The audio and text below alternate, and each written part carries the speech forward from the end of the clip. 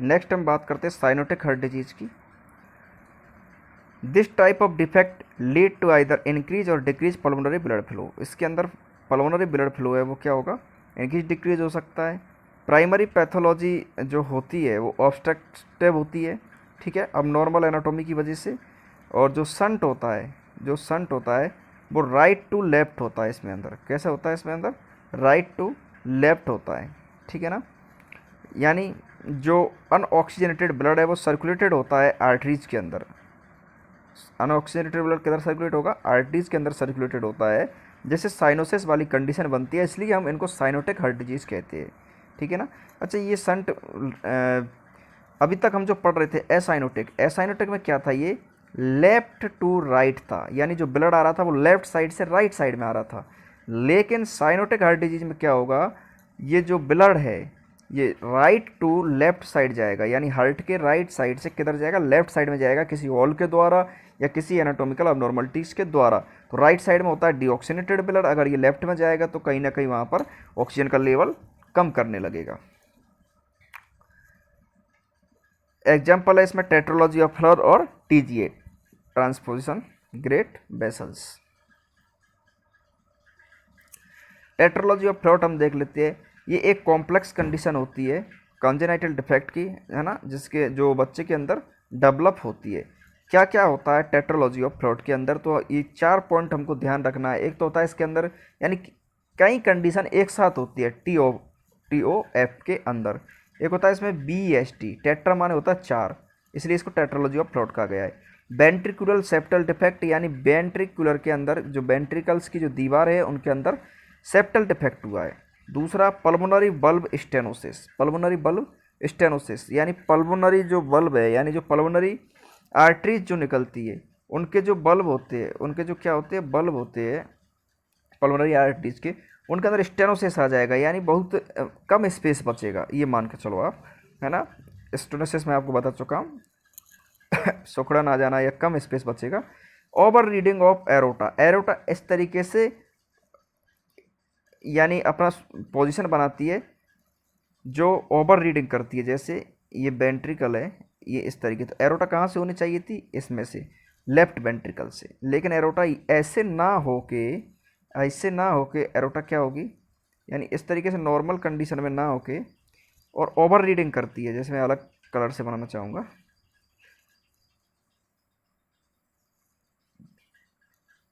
इस तरीके से एरोटा निकलती है। अब इसमें क्या होगा, देखिए मैंने कहाँ से बनाया, यानी इसमें इसने राइट वेंट्रिकल से भी एरोटा का कुछ पार्ट है और लेफ्ट वेंट्रिकल में भी कुछ पार्ट है, तो दोनों का ब्लड इसमें जाएगा।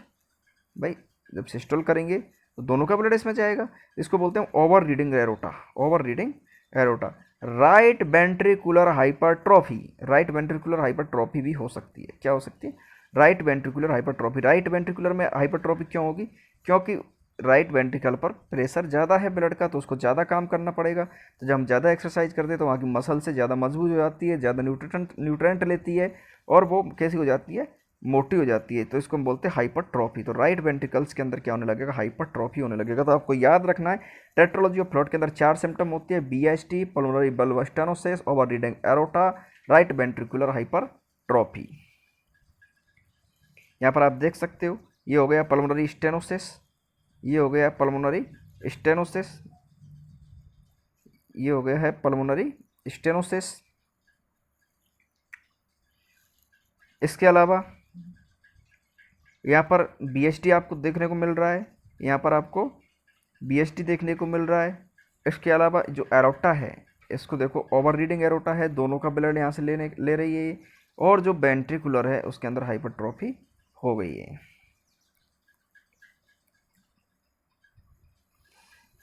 Due to pulmonary artery stenosis right ventricle has to work harder. मैं ये आपको बता रहा था, पल्मोनरी के अंदर जो आर्टरी है उसके अंदर स्टेनोसिस हो गया है, यानी जो राइट वेंट्रिकल है वो उसको अपने ब्लड को कहीं निकालने के लिए जगह नहीं है, उसको निकालना पल्मोनरी आर्टरी के थ्रू ही है, और उसमें के अंदर भी क्या हो गया, स्टेनोसिस, तो इसको ज़्यादा काम करना पड़ेगा, हार्ड वर्क करना पड़ेगा, इसलिए इसकी साइज़ बढ़ जाएगी, ठीक है ना। इसके अलावा BST फैसिलिटेट करेगा ब्लड को पास करने के लिए right ventricle into the left ventricle, right ventricle से लेफ्ट वेंट्रिकल की तरफ क्या करेगा, ये अपना ब्लड को पास करने का, यानी जो राइट वेंट्रिकल से उससे लेफ्ट वेंट्रिकल की तरफ ब्लड जाने लगेगा। Over reading of aorta, aorta over read कर रही है, एरोटा दोनों साइड से निकल रही है, राइट का ही ब्लड ले रही है, लेफ्ट का ही ब्लड ले रही है, तो ऐसी कंडीशंस के अंदर इसके अंदर जो ऑक्सीजनेटेड ब्लड है उसकी मात्रा कम हो जाएगी और डीऑक्सीजनेटेड ब्लड की मात्रा ज़्यादा हो जाएगी। इसके अलावा जो पल्मोनरी ब्लड फ्लो है उसके अंदर ऑक्सीजनेटेड ब्लड सर्कुलेट होने लगेगा। पल्मोनरी जो ब्लड फ्लो है उसके अंदर ऑक्सीजनेटेड ब्लड सर्कुलेटेड होने लगेगा, ठीक है, और जिससे क्या होने लगेगा, साइनोसिस वाली कंडीशन बॉडी को देखने को मिलेगी। क्लिनिकल प्रेजेंटेशन की अगर हम बात करें, क्या क्या क्लिनिकल प्रेजेंटेशन ऐसी टेट्रोलॉजी ऑफ फ्लड के अंदर हमको देखने को मिलेंगे। बच्चे का कलर हमको ब्लू देखने को मिलेगा, लिप नेल सबका ब्लू देखने को मिलेगा, क्योंकि साइनोसिस हुआ उसको, कहीं ना कहीं हाइपोक्सिया वाली कंडीशंस बच्चे के अंदर हुई है। इस फिगर के अंदर आप देख सकते हो किस प्रकार से बच्चे का जो नेल्स है, लिप्स है और स्किन है उसके अंदर साइनोसिस हुआ है। इरिटेबिलिटी बच्चे को देखने को मिलेगी, न्यूट्रेंट पूरा नहीं पहुंच पा रहा है, ऑक्सीजन की जब कमी होती है तो इरिटेट हमको देखने को मिलता है। आलस्य हमको बच्चे को देखने को मिलेगा, लेथर्जी हो जाएगा बच्चा, ऑक्सीजन की कमी हो रही है बच्चे के अंदर। इसके अलावा फिजिकल एक्टिविटी कम हो जाएगी, फेंटिंग सेंसेशन बच्चे को आने लगेंगे। क्लम्बिंग ऑफ नेल्स, ये एक कंडीशन होती है जिसके अंदर जो हमारा नेल्स होता है वो इस तरीके से हो जाता है, चपटा हो जाता है, बीच में से थोड़ा सा एक जगह बना सकता है। इसको आप नेट पर डाल के देखो तो आपको क्लम्बिंग ऑफ नेल देखने को मिल जाएगा। ब्रीथिंग डिफिकल्टी, यानी जो ब्रीथिंग करने में भी हम बच्चों को क्या होने लगेगी, तकलीफ होने लगेगी। डायग्नोसिस की अगर हम बात करें कि टेट्रोलॉजी ऑफ फ्लड के अंदर हम क्या डायग्नोसिस करेंगे, तो इसके अंदर हम इजेक्शन सिस्टोलिक मर्मर साउंड जो बच्चे का होता है उसको हम सुनेंगे लेफ्ट पैरास्टर्नल रीजन पे, थर्ड इंटरकोस्टल जो स्पेस होता है वहाँ पर हमको पल्मोनरी स्टेनोसिस की आवाज़ सुनाई देने देगी। यहाँ पर दिखा रखा है इस फिगर के अंदर ग्रीन कलर से। मैनेजमेंट की हम बात करके क्या मैनेजमेंट करेंगे, तो इसके अंदर सर्जिकल मैनेजमेंट ही करना हमको पड़ेगा, क्योंकि इसके अंदर मेडिकल मैनेजमेंट काम नहीं करेगा। 4 एबनॉर्मलिटी एक साथ में है। 6 से 18 महीने का जो बच्चा है उसको हम सर्जिकल रिपेयर करेंगे। क्या क्या हम करेंगे, बीएसडी को क्लोज करेंगे, यानी जो वेंट्रिकल सेप्टल डिफेक्ट हो रहा था सबसे पहले तो हम उसको क्लोज करेंगे। इसके अलावा जो ओवर रीडिंग एरोटा था उसको हम करेक्ट करेंगे, और जो पल्मोनरी स्टेनोसिस हो रहा था उसको भी हम रिलीव करेंगे। देखिए जैसे यहाँ पे आपको मैं दिखाता हूँ इस फिगर के अंदर, इसमें आप देखेंगे कि जो बीएसडी हो रहा था उसको क्या किया, यहाँ पर क्लोज कर दिया है। बीएसडी को क्या किया, क्लोज कर दिया है। पल्मोनरी के अंदर क्या किया, आर्टरीज के अंदर उसको भी थोड़ा सा स्टेनोसिस को हटा दिया है, ओपन कर दिया है। एरोटा जो ओवर रीडिंग हो रही थी उसको भी सही कर दिया है, उसको इधर राइट वेंट्रिकल से हटा के लेफ्ट वेंट्रिकल की तरफ शिफ्ट कर दिया। ये एरोटा है, यहाँ से आप देख सकते हो, इसको यहाँ पे क्या कर दिया, शिफ्ट कर दिया है। और क्या हो रहा था, हाइपरट्रॉफी हो रही थी तो वो अपने आप धीरे धीरे सही होगी। जो ये यहाँ पे हाइपरट्रॉफी हो रही थी वो धीरे धीरे अपने आप सही होती है। नेक्स्ट एक और अबनॉर्मलिटीज होती है जिसको हम बोलते हैं transposition of great vessels. The aorta is connected to the right ventricles and the pulmonary artery is connected to the left ventricles. Transpositions of great vessels के अंदर अपोजिट हो गया है, जिसको एरोटा को लेफ्ट वेंट्रिकल के अंदर कनेक्ट होना चाहिए था लेकिन वो कहाँ हो गई है, राइट वेंट्रिकल के अंदर। पल्मोनरी को राइट वेंट्रिकल के अंदर कनेक्ट होना चाहिए था लेकिन उसको कनेक्ट कहाँ हो गई है, वो लेफ्ट वेंट्रिकल के अंदर। तो इससे क्या होगा, ऑक्सीजन जो पुअर यानी blue blood return to the right atrium from the body, यानी आप खुद सोच सकते हो कि जो राइट एट्रियम का ब्लड है वो कहाँ जाएगा, राइट वेंट्रिकल में, और राइट वेंट्रिकल से एरोटा में चला जाएगा। तो इसका मतलब बॉडी के अंदर कौन सा ब्लड फ्लो होगा, डीऑक्सीजनेटेड डीऑक्सीजनेटेड ब्लड फ्लो होगा। और ऑक्सीजन रिच ब्लड जो होता है वो return to the left atrium from the lungs. Oxygenated blood कहाँ पे आने लगेगा, लेफ्ट एट्रियम के अंदर आने लगेगा और pass through the left atrium and ventricles के अंदर जाएगा और वहाँ से पल्मोनरी आर्टरी के थ्रू बैक लंग्स, यानी वापस लंग्स के अंदर चला जाएगा। ये बहुत डेंजर कंडीशन हो गई।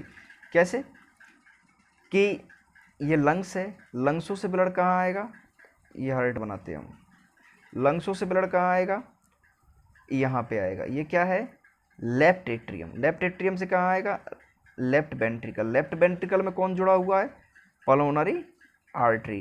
पल्मोनरी आर्टरी ब्लड वापस कहाँ लेके चली जाएगी, लंग्स के अंदर।